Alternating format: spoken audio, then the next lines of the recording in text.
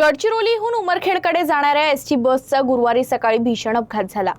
गडचिरोली मुख्यालयापासून सुमारे 6 किलोमीटर अंतरावर असलेल्या मुरखर्डा गावाजवळ चालकाचं वाहनावरील नियंत्रण सुटल्यानं हा अपघात घडला। यात 7 महिन्याच्या बालकासह तिघांचा दुर्दैवी मृत्यू झाला, तर 34 प्रवासी जखमी झाले आहेत। गुरुवारी सकाळी गडचिरोली मुख्यालयापासून सुमारे 6 किलोमीटर अंतरावर असलेल्या मुरखर्डा गावाजवळ हा भीषण अपघात घडला। गडचिरोलीहून उमरखेडकडे जाणाऱ्या महाराष्ट्र राज्य परिवहन महामंडळाच्या बसचं चालकावरील नियंत्रण अचानक सुटल्यानं बस 2 पलट्या घेत रस्त्याच्या कडेला उलटी झाली। या अपघातात ख्वाजा शहाबुद्दीन, लक्ष्मी दुरीवार आणि 7 महिन्याच्या बालकाचा दुर्दैवी मृत्यू झालाय, तर 34 प्रवासी जखमी झाले असून त्यापैकी 2 ते 3 जणांची प्रकृती गंभीर असल्याची माहिती समोर आली। अपघातानंतर बसमधील प्रवाशांमध्ये एकच आरडाओरड सुरू झाली।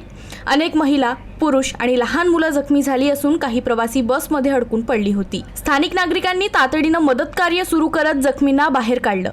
बस चालक रोहित देशमुख यांनी अपघाताचे नेमके कारण आठवत नसल्याचं सांगितलं, तर वाहक तिकीट देण्यात व्यस्त असल्यानं अपघातापूर्वीची परिस्थिती पाहता आली नसल्यानं त्यांनी सांगितलं। दरम्यान प्राथमिक तपासात संबंधित बस नवीन आणि चांगल्या स्थितीत असल्याचं समोर आलंय।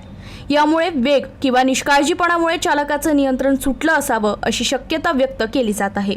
घटनेची माहिती मिळताच पोलीस प्रशासन आणि आरोग्य विभागाचे पथक घटनास्थळी दाखल झाले। सर्व जखमींना गडचिरोली सामान्य रुग्णालयात दाखल करण्यात आलं असून पोलिसांकडून अपघाताचा पुढील तपास सुरू आहे।